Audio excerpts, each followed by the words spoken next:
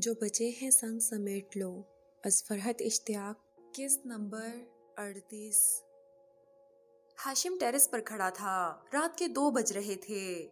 مریم ابھی تک گھر نہیں آئی تھی۔ وہ کئی بار اسے کال کر چکا تھا، وہ اس کا فون پک نہیں کر رہی تھی۔ کراچی کے حالات اکیلی لڑکی کے لیے اتنے بھی اچھے نہ تھے کہ رات گئے تک گھر سے باہر وقت گزار دیا جائے۔ اس نے چوکیدار کو گیٹ کھولتے دیکھا تو اس کی جان میں جان آئی۔ مریم کو گاڑی اندر لاتے دیکھ کر جہاں اس نے سکون کا سانس لیا، وہیں اتنی رات گئے تک اس کے گھر سے غیر موجودگی پر اس کا غصہ پھر عود آیا۔ کافی دیر سے مریم کی فکر اور پریشانی میں وہ اپنے غصے کو بھول گیا تھا۔ اب جب کہ وہ حفاظت سے گھر پہنچ گئی تھی تب اس کا موڈ خراب ہوا۔ وہ ٹیرس سے اپنے کمرے میں آیا۔ چند ہی سیکنڈز میں کمرے کا دروازہ کھلا تھا۔ مریم اندر داخل ہوئی تھی۔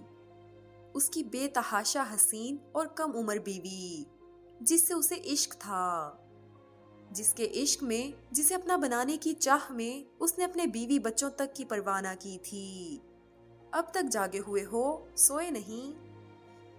حیرت سے اسے دیکھتی وہ اپنا پرس صوفے پر اچھالتی بیڈ پر بیٹھ کر سینڈلز اتارنے لگی تھی۔ تم کہاں تھی مریم؟ یہ وقت ہے تمہارے گھر آنے کا؟ اس نے خفگی اور ناراضی سے اسے دیکھا۔ What do you mean کہاں تھی؟ میں نے صبح ہی تمہیں بتایا تھا، آج مجھے ایک چیریٹی شو میں جانا ہے۔ مریم نے سینڈلز اتارتے ہوئے لاپرواہی سے جواب دیا۔ رات کے 2 بجے تک؟ ہاشم برہمی سے بولا۔ ہاں تو شو دیر سے شروع ہوا، میں کیا کرتی؟ کوئی تفریح نہیں کر رہی تھی میں۔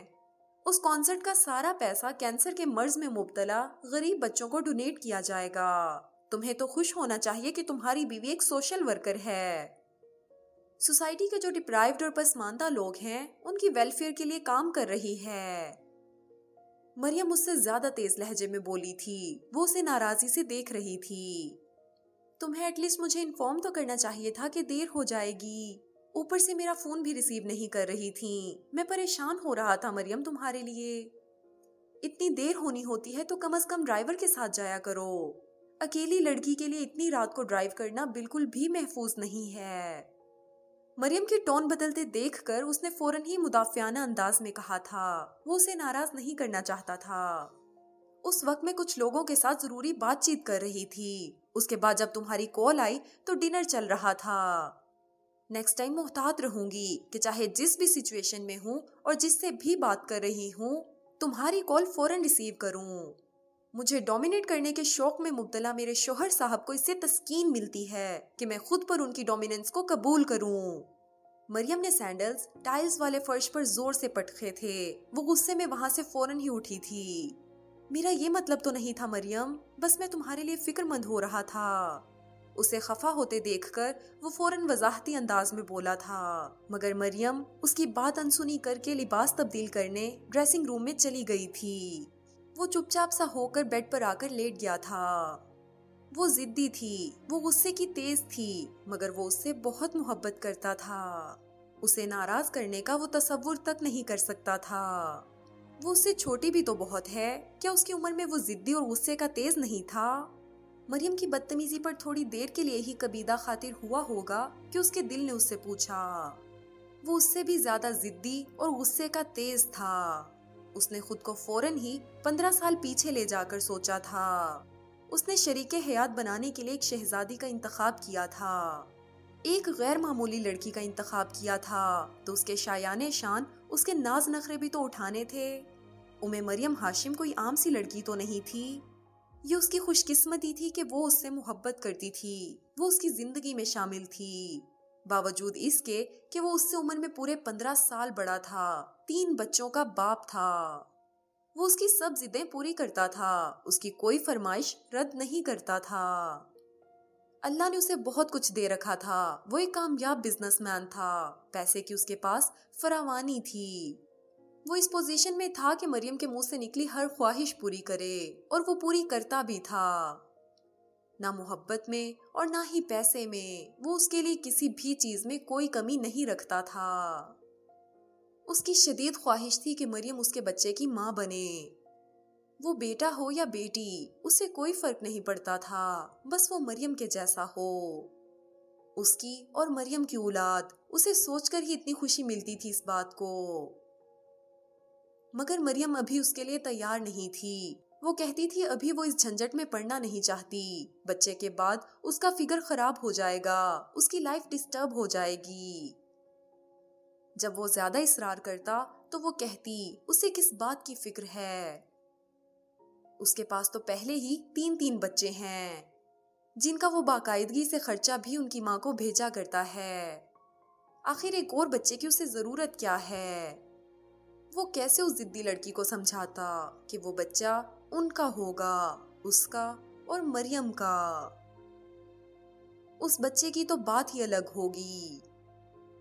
آخری بار ان کی بچے کے موضوع پر بات ہوئی تو مریم نے کہا تھا وہ 3 سال بعد سوچے گی اس بارے میں، ابھی وہ بہت چھوٹی ہے، کوئی اس کی عمر نہیں گزری جا رہی جو آنن فانن وہ ماں بننے کا فیصلہ کر لے، یہ سوچ کر کہ اس کے پاس وقت کم رہ گیا ہے۔ چلو 3 سالوں ہی کی تو بات ہے، اس نے خود کو مزید 3 سال انتظار کرنے پر آمادہ کر لیا تھا۔ اس کی توقع کے مطابق صبح مریم اس سے خفا تھی۔ وہ ناشتے کی میز پر اس کے ساتھ موجود ضرور تھی مگر اس سے بات بالکل بھی نہیں کر رہی تھی۔ وہ اسے نظر انداز کیے جوس کے گھونٹ لیتی ہوئی اخبار کی ہیڈ لائنز دیکھ رہی تھی۔ اب یہ ڈائٹنگ بس بھی کر دو مریم، کچھ نہیں ہوا ہے تمہارے فگر کو۔ اتنی حسین اور سمارٹ میری بیوی کو کسی ڈائٹنگ وائٹنگ کی کوئی ضرورت نہیں ہے۔ یار اب غصہ ختم بھی کر دو۔ اوکے میری غلطی تھی، مجھے پتا ہونا چاہیے تھا، اس طرح کے پروگرامز میں دیر سویر ہو جاتی ہے۔ وہ اس کے ہاتھ کے اوپر اپنا ہاتھ رکھ کر اسے منانے والے انداز میں بولا۔ ٹون دیکھی تھی تم نے اپنی؟ مریم نے ناراضی سے اسے دیکھا۔ اچھا نا یار، I'm sorry، معافی مانگ تو رہا ہوں، غلطی ہو گئی مجھ سے۔ ساری زندگی مجھ سے اس طرح کسی نے تیز آواز میں بات نہیں کی ہے ہاشم، مجھے اونچی آواز میں بات سننے کی عادت نہیں ہے، تمہارے کل کے بیہیویئر سے میں بہت ہرٹ ہوئی ہوں۔ I'm sorry یار، پلیز غصہ ختم کرو، چلو ویکنڈ کا کوئی پروگرام رکھ لیتے ہیں۔ وہ بڑے دل سے اسے منا رہا تھا۔ یہ ناز، یہ نخرے اس پر سجتے تھے اور وہ اس کے ناز نخرے اٹھانے میں بہت خوشی محسوس کرتا تھا۔ کیسا پروگرام؟ شکر تھا، بڑی دیر کے بعد وہ ہلکا سا مسکرائی تھی۔ دبئی چلتے ہیں، میں اس ویکنڈ پر اپنی چہیتی مسز کو دبئی میں دل بھر کر شاپنگ کرانا چاہتا ہوں۔ بس 2 دن کے لیے جائیں گے ہاشم، منڈے کو میری بہت امپورٹنٹ میٹنگ ہے۔ ہم لوگ ایک نیا اسکول کھول رہے ہیں کراچی کی ایک کچی آبادی میں، اس سلسلے میں سب ڈیٹیلز طے کی جانی ہیں۔ وہ جانے کے لیے بھی تھوڑا نخرہ دکھا کر ہی تیار ہوئی تھی۔ وہ مسکرا کر سر اس بات میں ہلا رہا تھا۔ اس کا ارادہ تھا وہ دبئی میں مریم کو اتنی مہنگی شاپنگ کرائے گا کہ اس کا دل خوش ہو جائے گا۔ جس چیز پر وہ ہاتھ رکھے گی وہ اسے دلائے گا۔ دادی جان، یہ کون ہے؟ علی اپنی میٹھی اور توتلی زبان میں امو جان سے پوچھ رہا تھا۔ وہ اس کے ماں باپ کو دادی جان اور دادا جان بڑے میٹھے لہجے میں بولا کرتا تھا۔ موڈ اچھا نہ بھی ہو تو بھی خود بخود ہی مسکراہٹ لبوں پر آ جائے۔ مگر اس پل وہ البم میں جس تصویر کے اوپر ہاتھ رکھ کر یہ بات پوچھ رہا تھا، اسے دیکھ کر وہ بیٹے کی میٹھی آواز سن کر بھی مسکرا نہ سکا۔ رات کے کھانے کے بعد وہ تمام افراد لاؤنج میں ساتھ بیٹھے تھے۔ نویرہ سب کے لیے کافی بنا کر لے آئی تھیں۔ ٹی وی بھی چل رہا تھا۔ شہریار خان ہلکی آواز میں کرنٹ افیئرز کا کوئی پروگرام دیکھ رہے تھے۔ بے تحاشا شرارتی اور ادھر ادھر مختلف چیزوں میں گھسنے کا شوقین علی نہ جانے کہاں سے ایک پرانی البم اٹھا لایا تھا۔ دادا جان آپ بھی دیکھیں۔ علی نے ٹی وی دیکھتے دادا کو متوجہ کیا۔ اپنے وقت کے بڑے رعب و دبدبے والے اس کے پاپا بھی علی کی کوئی بات نہیں ٹالا کرتے تھے۔ وہ زین شہریار جو باپ سے کبھی اپنی کوئی ضد نہ منوا سکا تھا، اپنے بیٹے کو منواتا دیکھ کر مسکرا دیا کرتا تھا۔ دکھاؤ بھائی علی، کون سی پکچرز ہیں؟ وہ فوراً متوجہ ہوئے۔ یہ والی۔ علی نے تصویروں پر انگلی رکھ کر بتایا۔ شہریار خان مسکرا دیے تھے۔ امو جان علی کے سوالوں کے جواب دے رہی تھیں۔ وہ پوچھتا جا رہا تھا، یہ کون ہے اور وہ کون ہے؟ یہ تمہارے دادا جان ہیں، یہ میں ہوں، یہ تمہارے پاپا ہیں، اور یہ وہ تصویر میں موجود اگلے فرد کا تعارف نہیں کرا پائی تھیں۔ یہ اس کے بچپن کے دنوں کی ایک گروپ فوٹو تھی۔ اس نے نگاہیں اٹھا کر ماں کو دیکھا، ان کی آواز رند گئی تھی۔ اس نے ماں پر سے فوراً ہی نظریں ہٹا لی تھیں۔ ماں ماں ہوتی ہے، وہ اس کی بھی ماں تھی اور اس شخص کی بھی۔ جس طرح اس شخص کے لیے کبھی وہ اپنا دل نہیں بدل سکتا، اسے معاف نہیں کر سکتا، ایسے ہی اس کی ماں بھی اپنا دل نہیں بدل سکتی۔ جب سے ماں اس شخص کی یاد میں بیمار پڑی تھی، وہ ماں کے جذبات کو بہت سمجھنے لگا تھا۔ ماں اس سے فون پر رابطے میں رہتی ہے، وہ جانتا تھا۔ اگرچہ یہ فون کالز بڑی خاموشی اور تنہائی میں کی جاتی تھیں، مگر اس کے اور شہریار خان کے علم میں تھیں۔ اس کی بیمار ماں اگر اس شخص سے ملنے کی خواہش کا اظہار کرتی، تب بھی وہ ماں کی ممتا کو حق بجانب سمجھتا۔ جب سے وہ بیمار پڑی تھیں، شہریار خان نے اپنے سخت اور بے لچک انداز کو تھوڑا سا تبدیل کر لیا تھا۔ رہ گیا وہ تو اس شخص سے زندگی کے آخری لمحے تک نفرت کرتا رہے گا۔ وہ دعا کرے گا کبھی اس کی شکل دیکھنے کی نوبت نہ آئے۔ مگر اس کی ماں اگر اس شخص سے بات کرنا اور ملنا چاہتی تھی تو یہ اس کا حق تھا۔ دادی جان، یہ کون ہے؟ اس کا ذہین بیٹا تصویر میں موجود چوتھے فرد کے بارے میں جاننا چاہتا تھا۔ اس نے نظریں علی، امو جان اور اپنے باپ سے ہٹا کر ٹی وی کی جانب کر لی تھیں، یوں جیسے نہ تو اس نے کچھ سنا تھا اور نہ کچھ دیکھا تھا۔ یہ تمہارے پاپا کے بھائی ہیں علی، امو جان نے آہستگی سے کہا تھا۔ اس کی مٹھیاں بھنچ گئی تھیں بھائی کے لفظ پر۔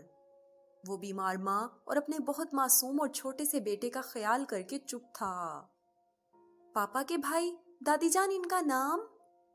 اس نے ٹی وی کی آواز تیز کر دی تھی۔ وہ خود کو مکمل طور پر ٹی وی میں مگن ظاہر کر رہا تھا۔ ان کا نام سکندر ہے۔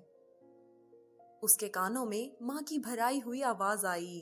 انہوں نے البم کا صفحہ جلدی سے یوں پلٹا تھا جیسے علی کے مزید کسی بھی بچگانہ سوال کی متحمل نہیں ہو سکتی تھیں۔ علی، چلو تمہارے سونے کا ٹائم ہو رہا ہے۔ نویرہ بڑی سمجھدار لڑکی تھی۔ علی کی سوئی البم میں اٹکی دیکھ کر اس نے اسے وہاں سے اٹھانا چاہا تھا۔